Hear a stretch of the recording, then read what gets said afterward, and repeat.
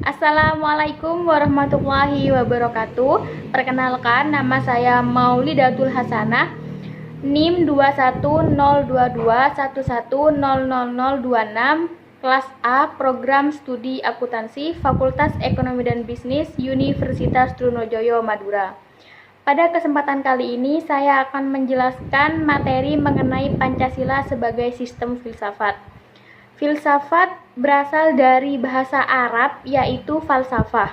Secara etimologis berasal dari bahasa Yunani atau Filipin yang berarti cinta, dan sophia yang berarti hikmah atau kebijaksanaan.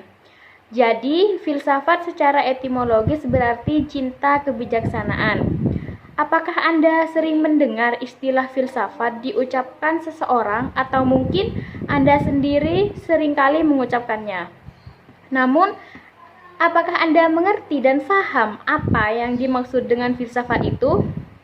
Untuk itu, coba Anda pikirkan dan renungkan pernyataan yang memuat istilah filsafat sebagai berikut.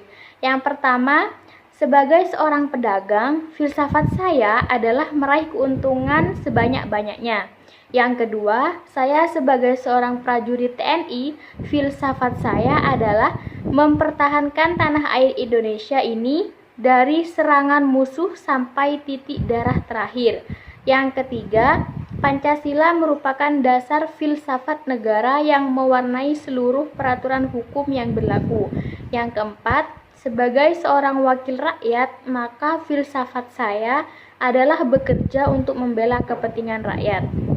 Dari beberapa pernyataan di atas, mari kita lihat pengertian filsafat berdasarkan watak dan fungsinya, sebagaimana yang dikemukakan Titus, Smith, dan Nolan. Yang pertama, mengenai pengertian filsafat dari informasi. Filsafat adalah kumpulan sikap dan kepercayaan terhadap kehidupan dan alam yang biasanya diterima secara tidak kritis. Yang kedua, mengenai pengertian filsafat secara formal. Filsafat adalah suatu proses kritik atau pemikiran terhadap kepercayaan dan sikap yang sangat dijunjung tinggi. Menurut pemahaman secara komprehensif, filsafat adalah usaha untuk mendapatkan gambaran keseluruhan. Menurut analisis linguistik, filsafat adalah analisa logis dari bahasa serta penjelasan tentang arti kata dan konsep. Yang terakhir, dari aktual fundamental, filsafat adalah sekumpulan problematik yang langsung mendapat perhatian manusia dan dicarikan jawabannya oleh ahli-ahli filsafat. Pancasila sebagai sistem filsafat merupakan hasil perenungan yang mendalam dari para tokoh kenegaraan Indonesia. Hasil perenungan itu semula dimaksudkan untuk merumuskan dasar negara yang akan merdeka. Sifat-sifat filsafat. Yang pertama, bersifat koheren. Artinya, berhubungan satu sama lain secara runtut, tidak mengandung pernyataan yang saling bertentangan di dalamnya. Contohnya, Pancasila sebagai sistem filsafat, bagian-bagiannya tidak saling bertentangan, meskipun berbeda, bahkan saling melengkapi, dan tiap bagian mempunyai fungsi dan kedudukan. Yang kedua, bersifat menyeluruh. Artinya, mencakup segala hal dan gejala yang terdapat dalam kehidupan manusia. Contohnya, Pancasila sebagai filsafat hidup bangsa yang merupakan suatu pola yang dapat mewadahi semua kehidupan dan dinamika masyarakat di Indonesia. Yang ketiga, bersifat mendasar. Artinya, suatu bentuk perenungan mendalam yang sampai ke inti mutlak permasalahan sehingga menemukan aspek yang sangat fundamental. Contohnya, Pancasila sebagai sistem filsafat dirumuskan berdasarkan inti mutlak tata kehidupan manusia menghadapi diri sendiri, sesama manusia, dan Tuhan dalam kehidupan bermasyarakat dan bernegara. Yang keempat, bersifat spekulatif. Artinya, buah pikir hasil perenungan sebagai praanggapan yang menjadi titik awal yang menjadi pola dasar berdasarkan penalaran logis serta pangkal tolak pemikiran tentang sesuatu. Contohnya, Pancasila sebagai dasar negara pada permulaannya merupakan buah pikir dari tokoh-tokoh kenegaraan sebagai suatu pola dasar yang kemudian dibuktikan kebenarannya melalui suatu diskusi dan dialog panjang dalam sidang BPUPKI. Alasan diperlukannya kajian Pancasila sebagai sistem filsafat: yang pertama, filsafat Pancasila sebagai genetivus objektivus. Yang kedua, filsafat Pancasila sebagai genetivus subjektivus. Di antaranya ada ontologis, epistemologis, dan aksiologis. Mengenai filsafat Pancasila sebagai genetivus objektivus, nilai-nilai Pancasila dijadikan sebagai objek yang dicari landasan filosofinya berdasarkan sistem-sistem dan cabang-cabang filsafat yang berkembang di Barat. Misalnya, Noto Nagoro menganalisis nilai-nilai Pancasila berdasarkan pendekatan substansialistik filsafat Aristoteles sebagaimana yang terdapat dalam karyanya yang berjudul Pancasila Ilmiah Populer. Dri Jarkara menyoroti nilai-nilai Pancasila dari pendekatan eksistensialisme religius sebagaimana yang diungkapkannya dalam tulisan yang berjudul Pancasila dan Religi. Yang kedua, filsafat Pancasila sebagai genetivus subjektivus. Nilai-nilai Pancasila dipergunakan untuk mengkritisi berbagai aliran filsafat yang berkembang, baik untuk menemukan hal-hal yang sesuai dengan nilai-nilai Pancasila maupun untuk melihat nilai-nilai yang tidak sesuai dengan nilai-nilai Pancasila. Selain itu, nilai-nilai Pancasila tidak hanya dipakai dasar bagi pembuatan peraturan perundang-undangan, tetapi juga nilai-nilai Pancasila harus mampu menjadi orientasi pelaksanaan sistem politik dan dasar bagi pembangunan nasional. Pancasila sebagai genetivus subjektivus memerlukan landasan pijak filosofis yang kuat yang mencakup 3 dimensi, yaitu yang pertama, landasan ontologis. Landasan ontologis Pancasila artinya sebuah pemikiran filosofis atas hakikat dan raison d'être sila-sila Pancasila sebagai dasar filosofis negara Indonesia. Ontologi membahas tentang hakikat yang paling dalam dari sesuatu yang ada, yaitu unsur yang paling umum dan bersifat abstrak, disebut juga dengan istilah substansi. Menanya tentang proses terbentuknya prinsip-prinsip dalam sila-sila Pancasila itu dalam kehidupan. Yang kedua, yaitu landasan epistemologis.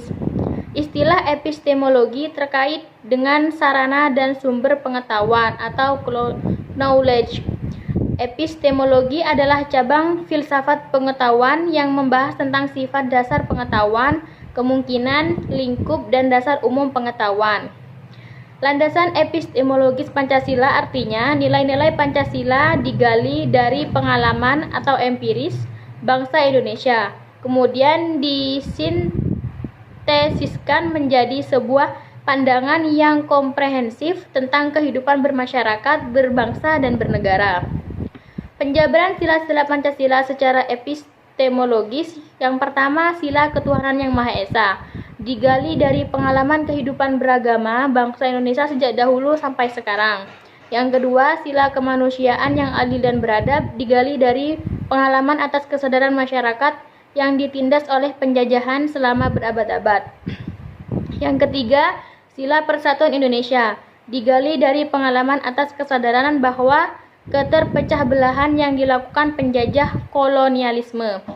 Yang keempat, sila kerakyatan yang dipimpin oleh hikmat kebijaksanaan dalam permusyawaratan atau perwakilan, digali dari budaya bangsa Indonesia yang sudah mengenal secara turun-menurun pengambilan keputusan berdasarkan semangat musyawarah untuk mufakat.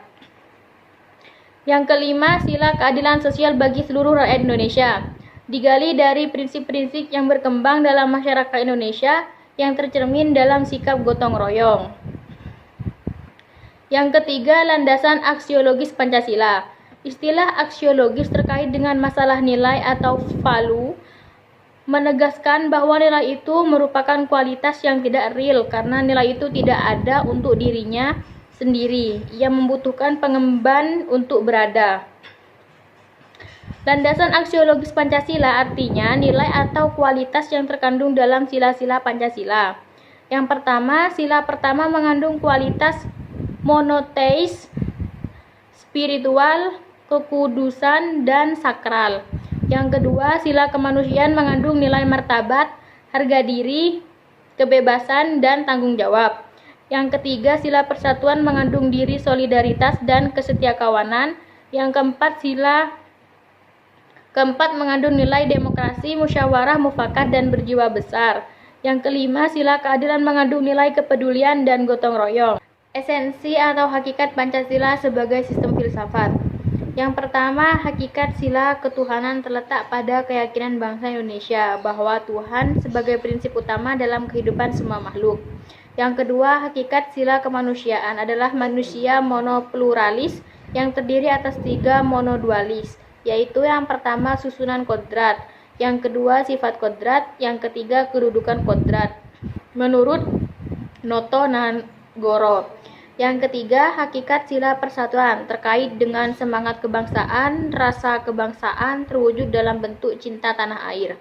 Yang keempat, hakikat sila kerakyatan terletak pada prinsip musyawarah, artinya keputusan yang diambil lebih didasarkan atas semangat musyawarah untuk mufakat, bukan membenarkan begitu saja pendapat mayoritas tanpa peduli pendapat minoritas.